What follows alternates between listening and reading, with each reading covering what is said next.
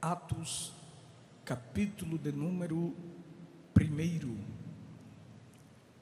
verso de número 4 até o verso de número 9.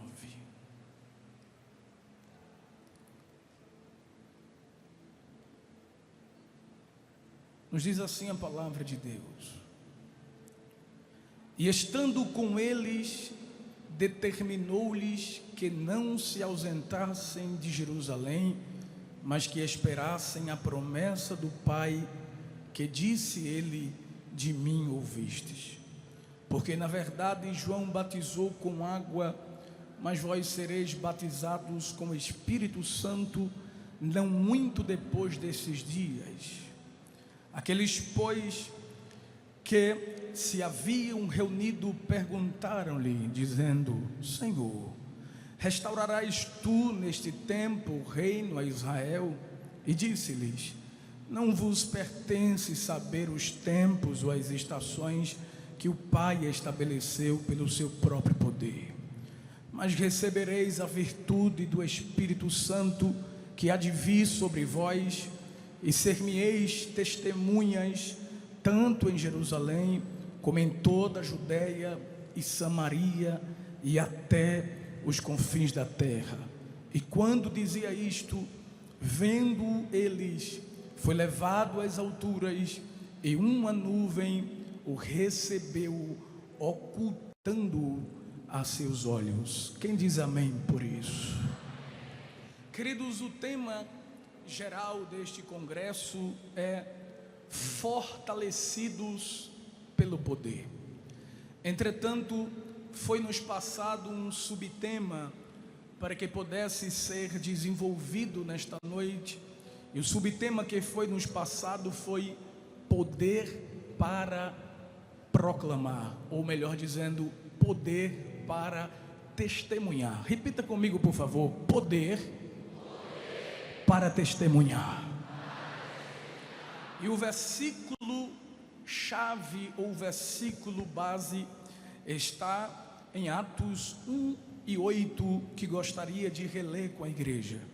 Mas recebereis a virtude do Espírito Santo que há de vir sobre vós, e ser-me-eis testemunhas tanto em Jerusalém como em toda a Judeia e Samaria e até os confins da terra.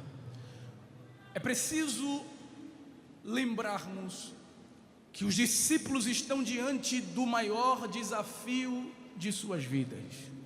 E que desafio é esse? O desafio de dar continuidade à obra que o Senhor havia confiado em suas mãos.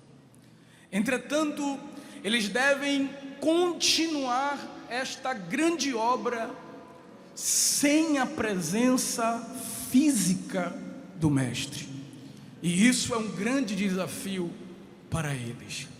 Aquele que outrora os guiou, os ensinou, os corrigiu, os motivou a prosseguir, agora está de retorno aos céus, e com certeza este momento não foi nada fácil para os discípulos. Porém, é preciso dizer que a ascensão de Jesus aos céus nos revela pelo menos duas grandes verdades. A ascensão de Jesus, em primeiro lugar, nos revela que ele não falhou em cumprir a sua missão de salvar e buscar aqueles que se haviam perdido. Em segundo lugar, além da ascensão de Jesus demonstrar que ele não falhou na obra da salvação, a ascensão de Cristo também nos mostra que ele não falhou em preparar homens para dar continuidade àquilo que ele mesmo havia começado. Jesus, ele não terceirizou em momento algum o treinamento dos 12 discípulos. Foi ele mesmo quem se encarregou de moldá-los, de prepará-los, de deixá-los prontos e torná-los suas testemunhas. Jesus poderia ter os revestidos de poder naquele mesmo dia que ele retornou aos céus, mas ele não faz isso. Mas por que ele não faz isso? Porque ele orienta os discípulos que fiquem em Jerusalém, até que do alto sejam revestidos de poder. Jesus está testando a obediência dos seus discípulos e ao mesmo tempo lhes ensinando o processo da espera. Diga comigo, o processo da espera. Aleluia. E o processo da espera era algo muito comum no treinamento dos 12. Jesus nunca fazia algo de forma rápida, ligeira. Ele sempre, quando se trata de treinamento de pessoas, ele sempre usava uma ferramenta chamada de tempo. Por quê? Porque Jesus sabe que o tempo, ele é responsável por gerar amadurecimento.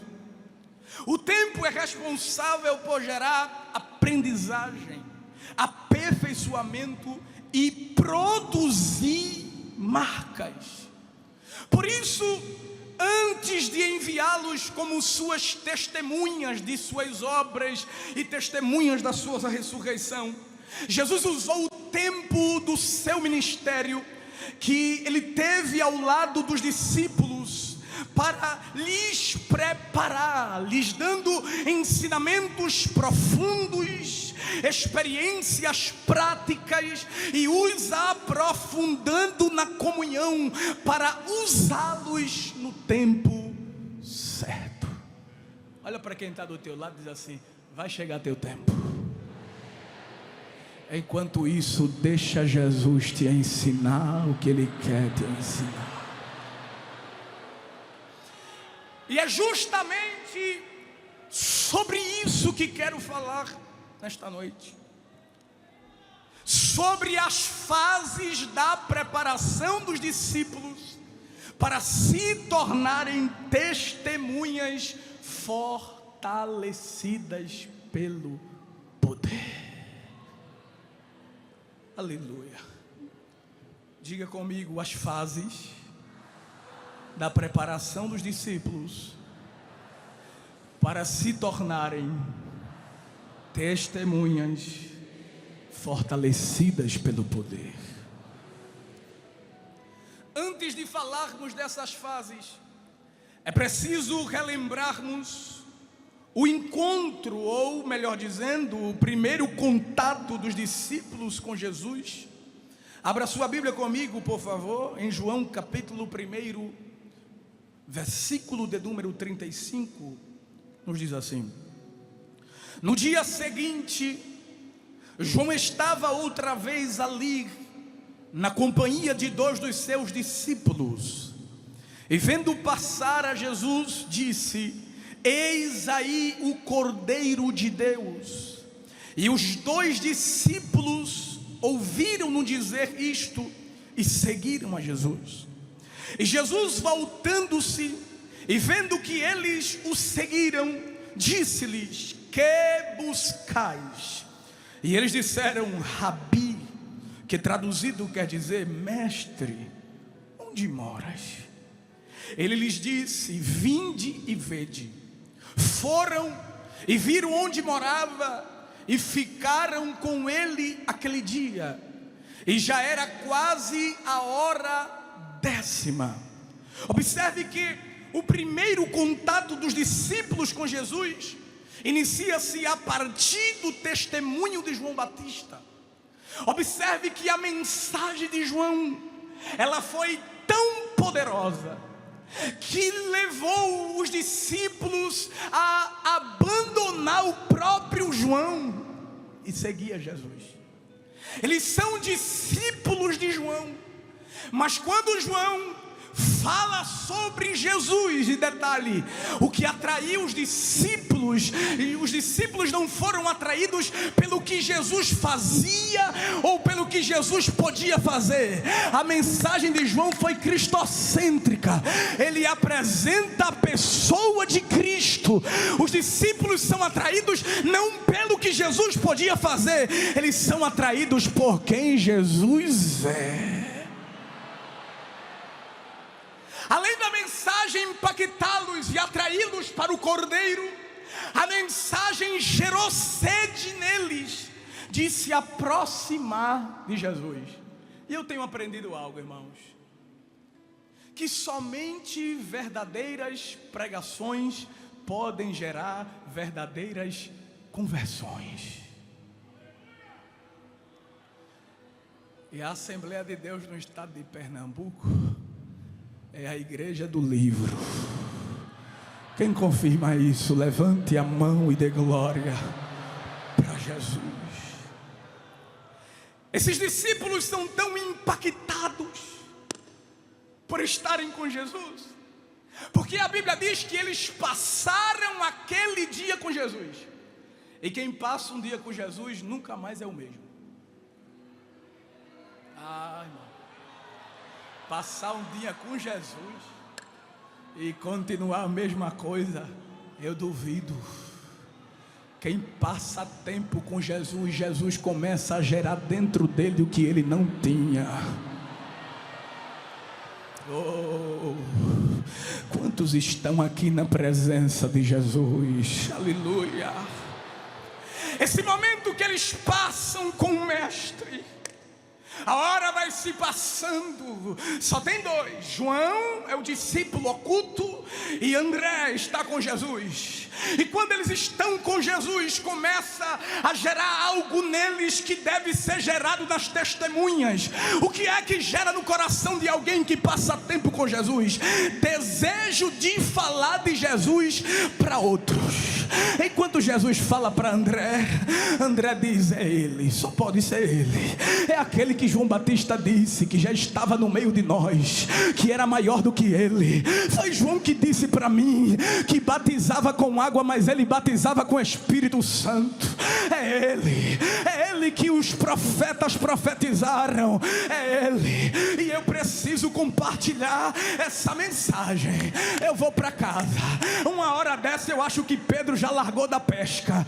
Eu vou encontrar com meu irmão. Ô Pedro! Ei Pedro, eu tenho algo para te dizer, tu não sabe. O que foi, André? Achamos ele, Pedro. Quem foi que tu achaste? Aquele que João Batista disse que já estava no meio de nós. Eu sabia que encontraria Pedro. Eu sabia que iria achá-lo. Ele já está há 30 anos no nosso meio e eu ainda não o conhecia. Quem é André? Achamos o Messias. Ele está no nosso meio, Pedro. Eita. A melhor coisa que tem é se encontrar com Jesus. Pedro, tu vem comigo, Pedro. Eu vou. Tu vai mesmo? Eu vou. Vem. Mas pelo visto, por causa da conversa que eu tive com ele, eu já acho que antes de tu conhecer ele, ele já te conhece.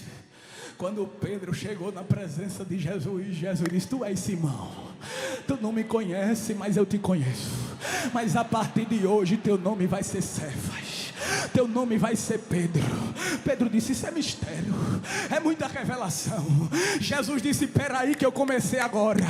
Eu vou preparar vocês. Tem homens na minha mente e eles farão parte de um grande projeto, e eu vou atrás deles. Jesus disse: eu vou lá, Pedro, na tua terra. Eu vou dar uma passeada lá na Galileia, porque tem uns homens lá. Para quem está lá no sul de Israel, para aqueles que estão lá em Jerusalém, os galileus não servem para nada. Mas eu vou atrás dos galileus. Eu vou buscar os galileus. Eu vou investir nos galileus. Os galileus são indoutos, mas eu invisto, eu capacito, eu preparo para fazer a minha obra. Levanta a mão, Galileu, levanta a mão, Galileu. Ninguém te escolheria, ninguém te chamaria, teu nome não estava nem na lista, mas Jeová disse: eu quero ele, eu quero ela, eu vou escolher para fazer a minha obra. Levanta a mão, Galileu. E ele acha Filipe. Olha, irmão, não precisa correr, não precisa querer ficar na frente para ser visto. É Jesus que acha. Pode se esconder por trás das bagagens, Jeová vai lhe achar. Pode se esconder dentro do porão, Jeová vai lhe achar. E ele já está procurando alguém aqui e está dizendo: achei Davi, achei Davi, achei Davi. Ele não dá viagem perdida, ele não dá viagem perdida, ele não dá viagem perdida. E a Bíblia diz, aleluia, no dia seguinte que Jesus ia a Galileia e achou a Filipe, disse-lhe: segue-me. Ai, meu, eu tenho que pregar pelo menos umas 2 horas para vir uma vida. E olhe lá, mas a mensagem de Jesus era curta. Vem.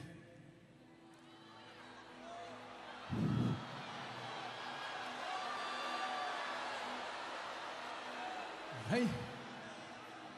Quando ele dizia vem, as algemas, pá. Quando ele dizia vem, a ti como um tri revelaço rebequento ramácia. Aleluia. Satanás disse assim: vou prender Mateus nos negócios. O coração de Mateus está no dinheiro. Aí Jesus: espera aí que eu vou passar lá na coletoria. Quando Jesus passou na coletoria, estava cheio de dinheiro. Jeová disse: deixa o dinheiro e vem. Ele disse: eu deixo tudo para te seguir, porque é melhor estar contigo. Levanta a mão para adorar, levanta a mão para adorar, levanta a mão para adorar. Faz barulho de glória. Deixa eu ouvir o barulho de glória. O Deus que escolhe os improváveis, Ele está aqui nesse ginásio nesta noite. Ele achou o filho.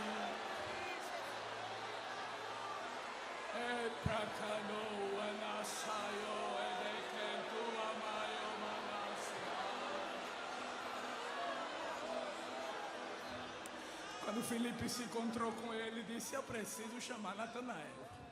O evangelho contagia, irmão. Eu estava, pastor, me permita, orando essa semana, com um pensamento aqui, e fiquei me lembrando e pensando comigo. Eu não conheço outro pastor presidente. Eu só tive como pastor presidente o pastor Ailton. Eu sou filho do ministério do pastor. Mas eu fiquei pensando: Senhor, um evento tão grande como esse, como a igreja cresceu. Se colocar no templo central, lota. Se botar no Geraldão, lota. Se botar na arena, lota também.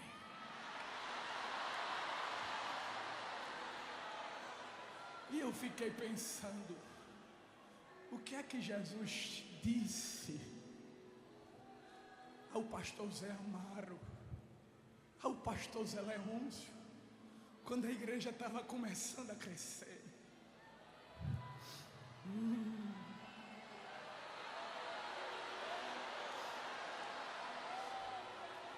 Eles nem imaginavam que isso aqui estava, mas eles sabiam, eu tenho toda a certeza, porque o Deus das alianças mostrou, revelou e disse: eu vou fazer o povo crescer, eu vou fazer o povo crescer. Deixa eu ver, deixa eu ver, deixa eu ver. Levanta a mão, levanta a mão.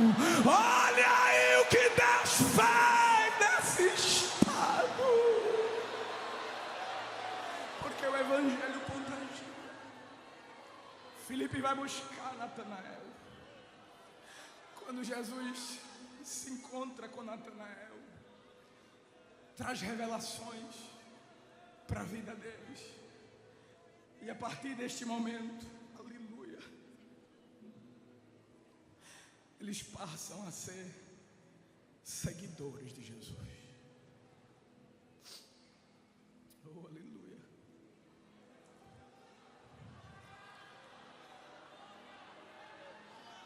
É nesse momento que eles passam a seguir ao Mestre. Não passava na mente de Pedro que um dia ele estaria pregando e 3.000 almas ia se converter. Não passou na mente de João que ele ia escutar as batidas do coração de Jesus.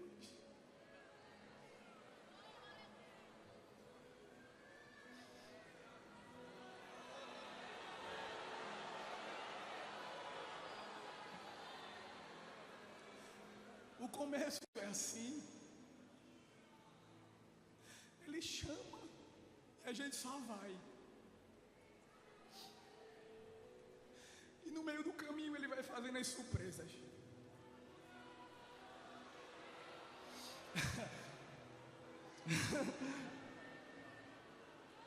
Eu nunca imaginei estar pregando aqui. Eu tinha 14 anos quando eu participei do meu primeiro congresso. Eu me lembro até o nome do pregador. Eu me lembro até a mensagem. Mas quase 20 anos se passaram. Se me perguntasse isso há 20 anos atrás, eu nunca tinha concebido isso na minha mente. Mas porque no começo é assim. No meio do caminho Jesus vai fazendo as surpresas. E por que eu estou dizendo isso? É para me exaltar, para tocar trombeta, longe de mim tal coisa. Eu estou dizendo isso para motivar essa geração e dizer: o Deus dessa igreja é fiel. Hoje tu estás aí, mas amanhã Ele pode te usar aqui.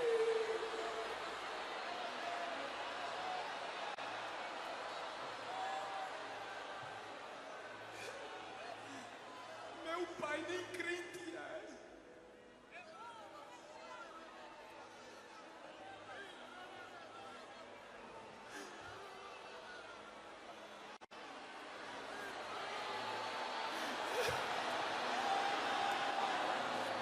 Mas quando eu era jovenzinho, Deus me mostrava o meu pastor, e ele estava lá de lado do púlpito do tempo central. Eu estava sem terno, sem gravata.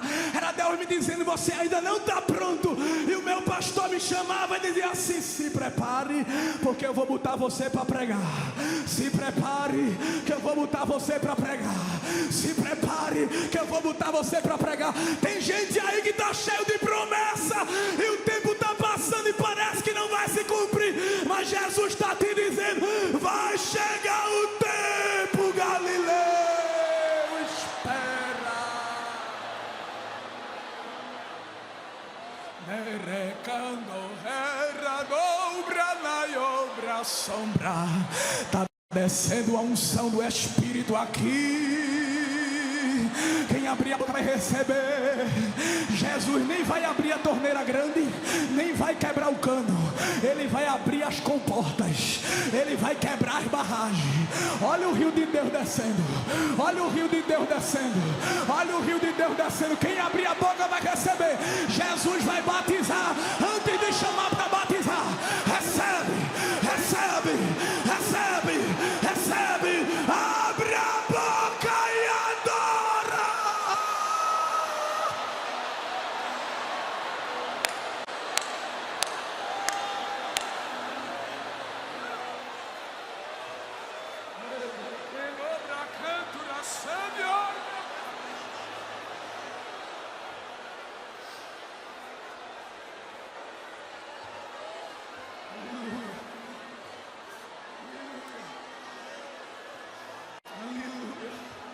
Ele chama quem quer.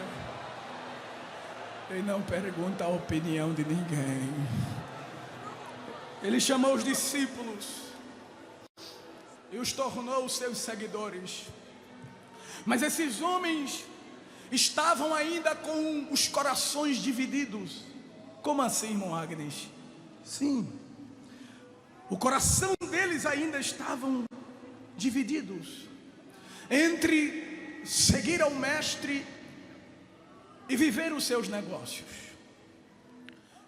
Mas Jesus então, irmãos, decide não só torná-los seus seguidores, mas também os seus discípulos. E eu preciso dizer que o que diferencia um seguidor para um discípulo é o tamanho do seu compromisso com o Mestre. Esses homens ainda estão com seus corações divididos, e a gente vê isso. Abra sua Bíblia, Marcos, por favor. Jesus já os havia chamado, mas precisa chamá-los outra vez. Marcos capítulo 1, versículo 14. Nos diz assim a palavra de Deus: e depois que João foi entregue à prisão, veio Jesus para a Galileia, pregando o evangelho do reino de Deus, e dizendo: o tempo está cumprido e o reino de Deus está próximo. Arrependei-vos e crede no evangelho. E andando junto ao mar da Galileia, viu quem, irmãos? E quem? E André, aqueles que já eram seus seguidores, que lançavam a rede ao mar, pois era o quê? E Jesus lhes disse: vinde após mim, e eu farei que sejais pescadores de homens. E deixando logo as suas redes, o seguiram. Olhe para cá. As testemunhas de Cristo não podem ter seus corações divididos. Um grande homem de Deus chamado Oswald Smith, em seu livro O Homem que Deus Usa, ele escreveu algo interessante que eu gostaria de compartilhar.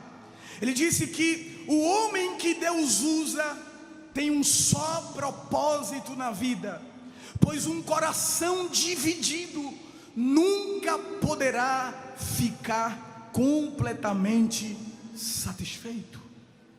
O coração dos discípulos estão divididos, mas Jesus então não os quer apenas como seus seguidores, mas os quer como seus discípulos. Entenda isso aqui. Quando Jesus os tira do ambiente da distração que dividia os seus corações, Jesus os convida para iniciarem um processo de preparo, para que se tornem pescadores de homens, ganhadores de almas, testemunhas de Cristo. Para que eles se tornem as testemunhas de Jesus, eles precisam se submeter ao treinamento intensivo do Mestre. Jesus não poderá usá-los e enviá-los como suas testemunhas antes de imprimir neles as marcas que uma testemunha de Jesus precisa ter. E essas marcas não serão obtidas da noite para o dia. O que é que vai acontecer? Cristo os forjará, os preparará, os moldará, para que após isso eles estejam aptos para serem instrumentos do reino de Deus. Diga assim comigo: o preparo dos discípulos foi marcado por fases. E em cada fase desse treinamento, eles receberam as marcas que as testemunhas de Jesus precisam ter. E qual foi a primeira fase da vida dos discípulos? Diga assim comigo, bem forte: a fase da forja. Essa fase da forja tinha como objetivo transformar o caráter dos discípulos através das matérias do reino, para que eles se tornassem parecidos com Jesus. Olha aqui,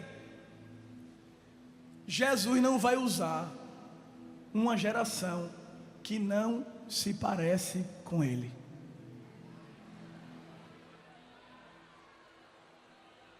Eu vou dizer de novo: Jesus não vai usar uma geração que não se parece com Ele.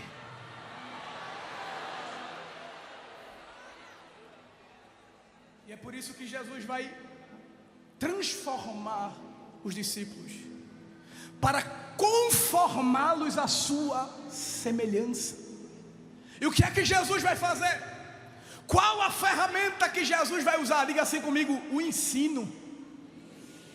Porque o que transforma caráter é o ensino da palavra. Aí Jesus disse: vem para perto que eu vou dar aula, porque eu sou professor e eu digo para vocês: aprendei de mim. Jesus tem tanta coisa para te ensinar. Tu não sabe perdoar, mas Ele vai te ensinar a perdoar. Não, eu vou dizer. Tu não sabe perdoar, mas Ele vai te ensinar a perdoar. Tu tem dificuldade de ser humilde, Ele está te dizendo: eu também vou te ensinar a ser humilde. Aprendei de mim que sou manso e sou humilde. Jesus vai te ensinar as matérias do reino. Não, tu não ouviu isso não. Eu vou dizer de novo para ver se dá pelo menos um glória. Jesus vai te ensinar as matérias do reino. O desejo de Jesus é que seus discípulos pensem, hajam e vivam como Ele. Além disso, eles devem se assemelhar a Ele em caráter, em amor, em humildade, em misericórdia, em pureza, em mansidão, em fé, em missão e em entrega. Lucas capítulo 6, versículo 40, Jesus disse assim: o discípulo não está acima de seu mestre, mas todo aquele que for bem preparado será como seu mestre. João capítulo 13, versículo 15, Jesus disse: porque eu vos dei o exemplo, para que como eu vos fiz, façais vós também. Jesus deu grandes ensinamentos para conformar os discípulos à sua imagem, à sua semelhança. Jesus os ensinou sobre ter uma conduta diferente do mundo. Mateus capítulo 5, versículo 16: assim resplandeça a vossa luz diante dos homens, para que vejam as vossas boas obras e glorifiquem vosso Pai que está nos céus. Jesus os ensinou sobre o perdão. Mateus capítulo 18, versículo 21 e 22: perdoem 70 vezes 7, ou seja, o perdão devia ser constante, sem limites, como reflexo da graça de Deus. Jesus lhes ensinou sobre o amor, porque o amor deveria ser a base da vida e das missões dos discípulos. Mateus 22, versículo 37 ao 39: amarás o Senhor teu Deus de todo o teu coração e ao teu próximo como a ti mesmo. E eu preciso dizer para nós aqui, irmãos, que o desejo de Deus... Ô irmão Agnes, qual é o plano de Deus para a minha vida? Quer saber? Que tu se pareça com Jesus.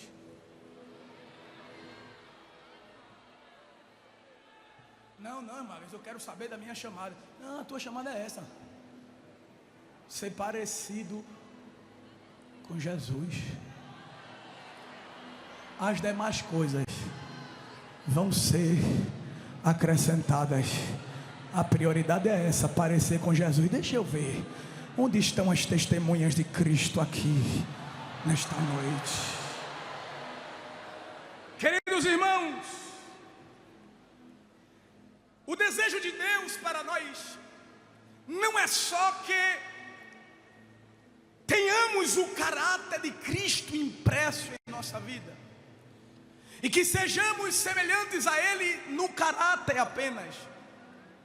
O desejo de Deus para nós é que, além de nos assemelharmos ao seu Filho em caráter, devemos nos assemelhar ao seu Filho no sentimento. Olha para cá. Paulo disse assim: de sorte que haja em vós o mesmo sentimento. E eu preciso que você redobre a atenção aqui agora. Sabe por quê? Porque o sentimento de Jesus é que o fez diferente. E qual era o sentimento de Jesus, irmão Agnes? O sentimento de submissão à vontade do Pai, independente do preço a ser pago. Está ouvindo?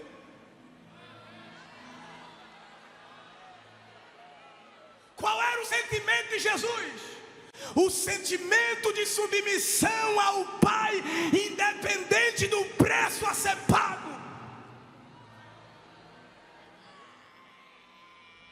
Sabe o que Deus quer para a gente? Que a gente tenha um coração semelhante ao de Jesus, que se submeta à vontade do Pai, independente do preço.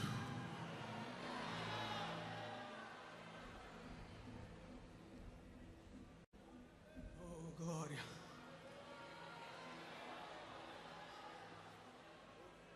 Deus procura alguém que tem um coração como o de Jesus, um coração incendiado por missões, por evangelismo, pelo reino, a ponto de abrir mão dos seus planos e projetos para viver os projetos de Deus. Deus procura alguém que se entregue com oferta no seu altar para serem consumidos como papel pelo fogo. Deus procura alguém que chore pelas almas, que se derramem no altar como oferta de oblação, que digam a Deus: eu me gastarei, me deixarei gastar. Deus não procura ouro, Deus não procura prata, Deus procura alguém disposto a se entregar a Ele.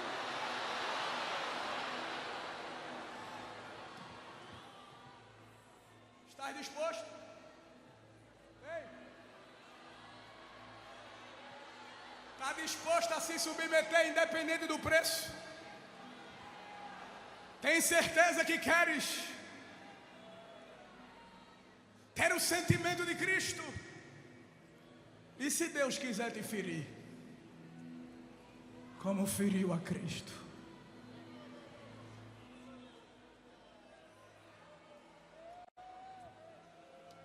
E se Ele quiser te moer, como moeu a Cristo? E se Ele quiser usar tuas feridas para curar as nações?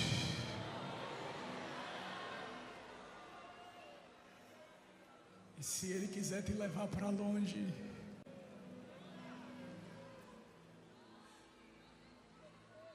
E se Ele disser: abre mão para viver o meu projeto?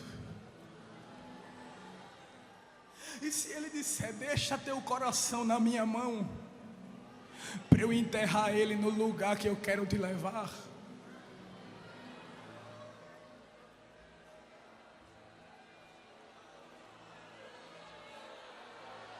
Se Ele precisar do teu tempo,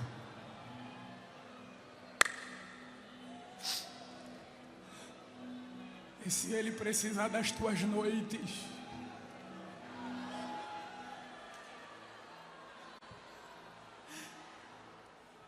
e se Ele disser: abra mão de tudo para viver o meu projeto, levante a mão.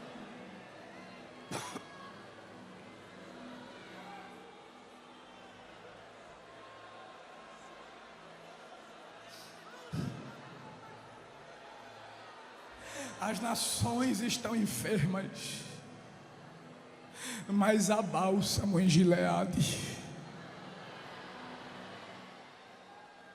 Deus levantará nessa geração carregadores de bálsamos nesse congresso,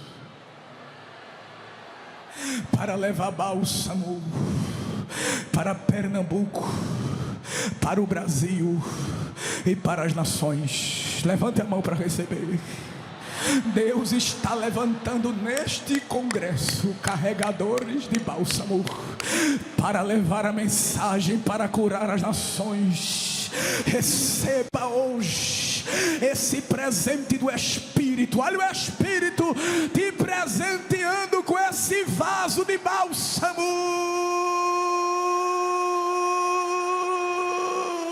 e te dizendo: eu te firo, mas te uso. Eu te firo, mas curo aqueles que eu quero curar.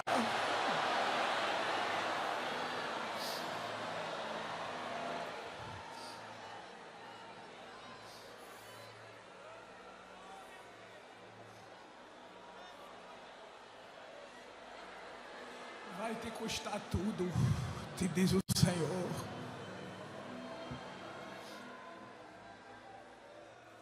Vai te custar amigos.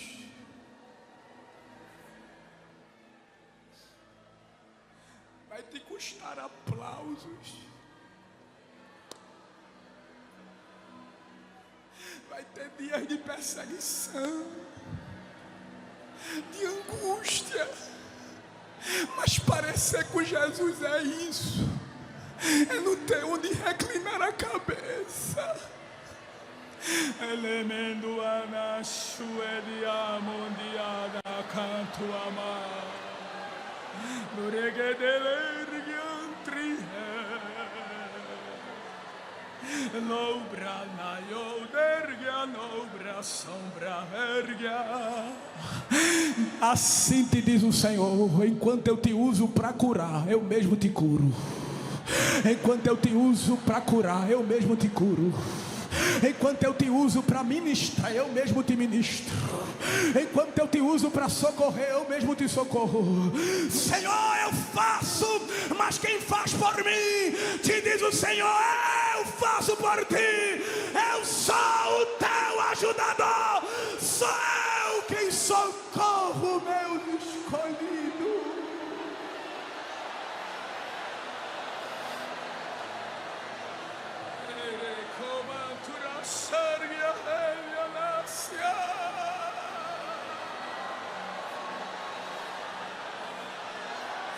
Semelhantes a Cristo. Oh, aleluia. Aleluia. Aleluia. Receba o bálsamo que está descendo das montanhas de Deus. Receba o bálsamo que está descendo das montanhas de Deus. Receba o bálsamo que está descendo das montanhas de Deus. Chegasse aqui com teu coração ferido e o Senhor está te dizendo: eu não quero que você fique assim. Eu não poderei te usar para curar se essa ferida estar aberta aí dentro de ti. Eu vou te curar, eu vou te sarar, eu vou tratar contigo.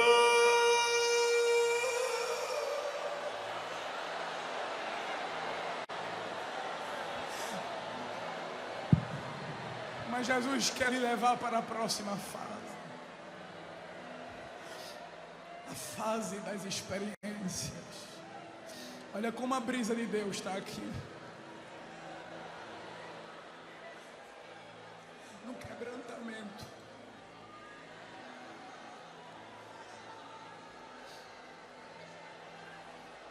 O Espírito está rendendo pessoas hoje aqui à sua vontade.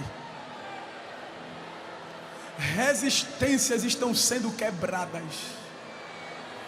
Deus vai tirar um sim da boca de muitos hoje aqui. Tu dissesse: não quero, não faço, não é meu querer, não é minha vontade. Mas Deus está te dizendo: eu sei tirar um sim da tua boca. Eu sei tirar um sim dos teus lábios. Eu sei te render a minha vontade. Aleluia. Mas Jesus os chama para uma nova fase.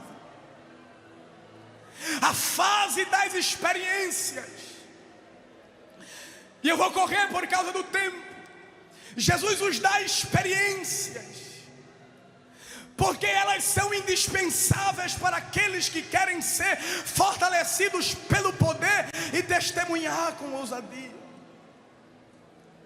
Minha geração não pode ser uma geração sem experiência com quem nos chamou. Como vamos falar de alguém que não conhecemos? Como vamos falar de alguém que nós não passamos tempos com ele? Como vamos falar de alguém que nem a sua voz entendemos e nem a conhecemos?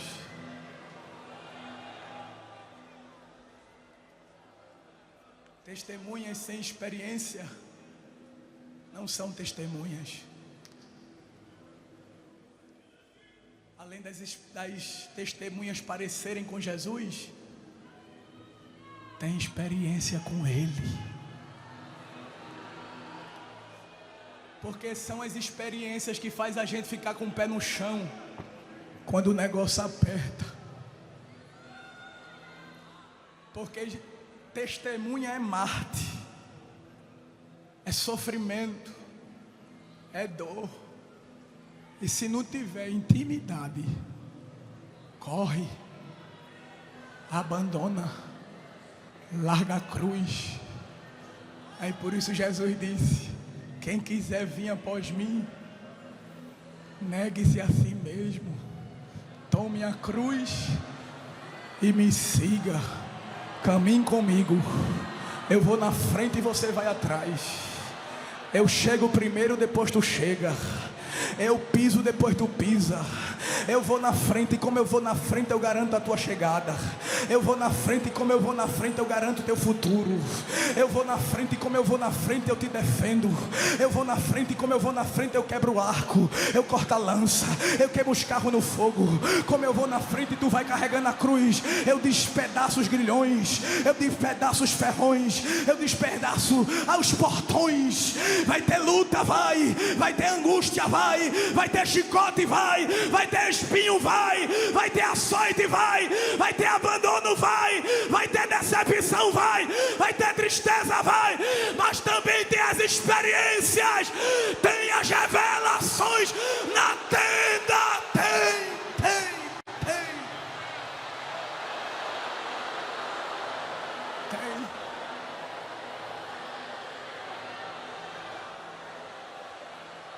E quando tem, ele vem e bota a mão assim, ó. E meu amigo,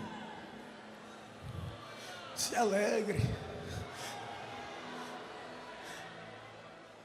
Eu não disse a você que o caminho não ia ser fácil. Eu não lhe disse que ia ter resistência, que ia ter oposição. Foi, Senhor, mas eu estou ferido, eu estou sem força, eu estou desanimado. Me dê a mão, venha para os meus braços.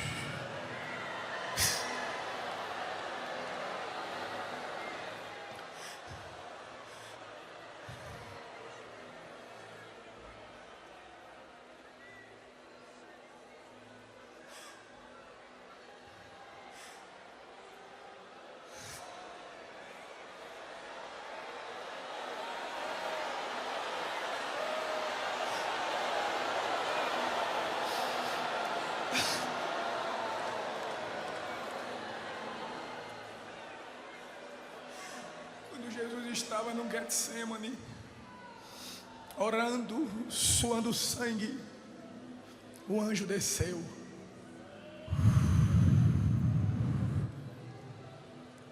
Ficou do lado dele e começou a confortá-lo. Suporta, daqui a pouco termina, tu vai vencer. Sente o consolo do Espírito. Sente. Receba um abraço, receba aí no grande coral um abraço do Espírito, um abraço de quem lhe chamou, um abraço de quem lhe chamou. Receber um abraço de outra testemunha é uma coisa, mas receber abraço de quem lhe chamou para testemunhar é diferente. Abre teus braços assim, se tu crê, abre teus braços, mas não é para receber não, é assim. abre os braços para abraçar. Agora fecha, recebe um abraço de quem te chamou, recebe um abraço de quem te chamou. Ela está te dizendo: eu sou teu amigo das horas incertas.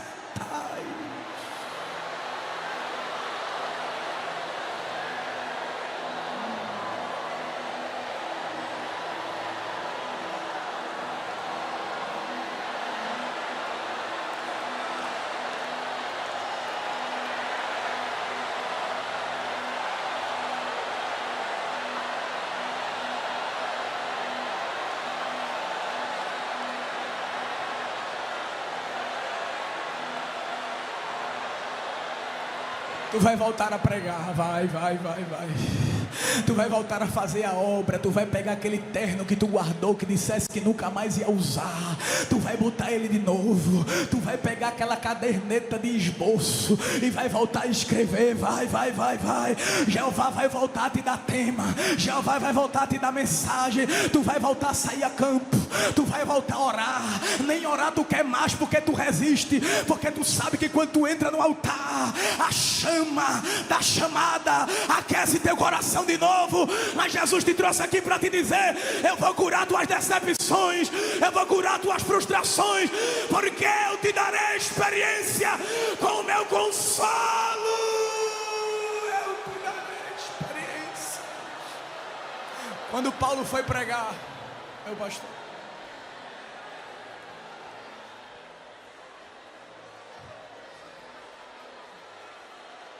lá em Filipe, bateram.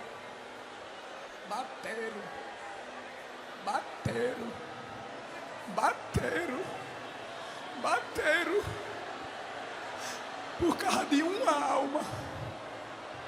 Mas Paulo não reclamou. Paulo não murmurou. Por quê? Experiência, intimidade, comunhão. Ele sabia quem tinha dito a ele: atravessa a Macedônia. Mas depois que ele apanha, Jeová abre as prisões. E o homem pelo qual ele sofreu: ô rapaz, vamos lá em casa, que eu vou lavar os teus vergões. Paulo sofreu para ganhar aquela alma, mas aquela alma foi instrumento de cura para Paulo. Venha cá, Paulo. Me dê aqui suas costas.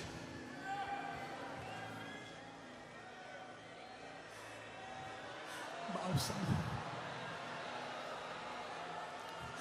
Eita, como o Espírito está curando as feridas dos chamados hoje aqui.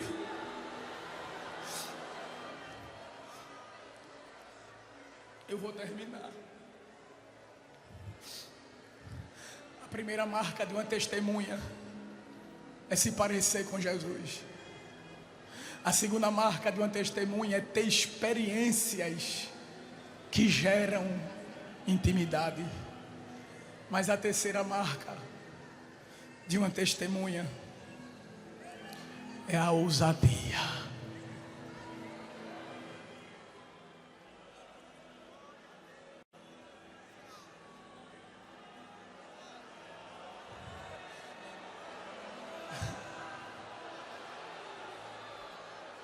E a ousadia se recebe com o poder de Deus. Levanta a mão para adorar.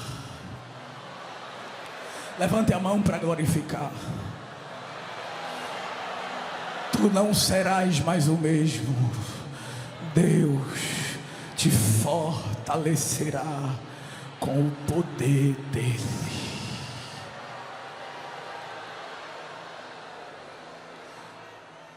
Jesus já havia dado poder aos discípulos. Lucas capítulo 9. Aleluia.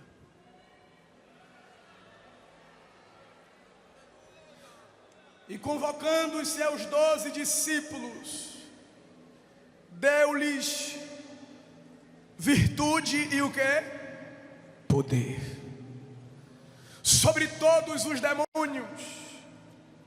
E para curar enfermidades, enviou-os a pregar o reino de Deus e curar os enfermos. Isso aqui é muito interessante, irmãos. Os discípulos já haviam recebido um vislumbre do poder de Deus em suas vidas. Mas esse poder de Lucas 9 não é a mesma característica do poder de Atos 2. Não é poder diferente, mas o que diferencia o poder de Lucas 9 e o poder de Atos 2 não é a qualidade do poder, mas a quantidade do poder. Em Lucas, Jesus goteja poder. Em Atos, Jesus derrama poder. Em Lucas, o poder é limitado. Em Atos, o poder é sem limite. Em Lucas, o poder é intermitente, momentâneo. Em Atos, o poder é permanente e cotidiano. Em Lucas, o poder atua em limites geográficos da Galileia. Em Atos, o poder ultrapassa as fronteiras. Em Lucas, é um vislumbre do poder. Em Atos, é a vivência com o poder. Em Lucas, eles estão treinados. Em Atos, eles estão preparados. Em Lucas, eles recebem poder. Em Atos, eles recebem a presença. Em Lucas, eles estão enfraquecidos, mas em Atos, eles são fortalecidos. Levante a mão para adorar. Levante a mão para adorar. E depois que a igreja tem experiência com o poder, nunca mais é a mesma.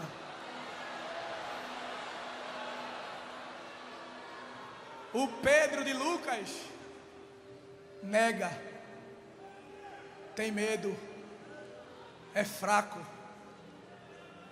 é tímido. Mas o Pedro de Atos se levanta e prega com ousadia. E quando ele começou a pregar, chamaram alguém assim, disseram assim: quem são esses? Em nome de quem eles fazem essas coisas? Mas diz a palavra de Deus, Atos capítulo 4, versículo 8: então Pedro, cheio do Espírito Santo, lhes disse: principais do povo e vós, anciãos de Israel, visto que hoje somos interrogados acerca do benefício feito ao homem enfermo, de modo como foi curado, seja conhecido entre vós, de todo o povo de Israel, que em nome de Jesus Cristo, o Nazareno, aquele que veio e vós o crucificastes, que Deus o ressuscitou dos mortos, em nome dele é que fazemos essas coisas.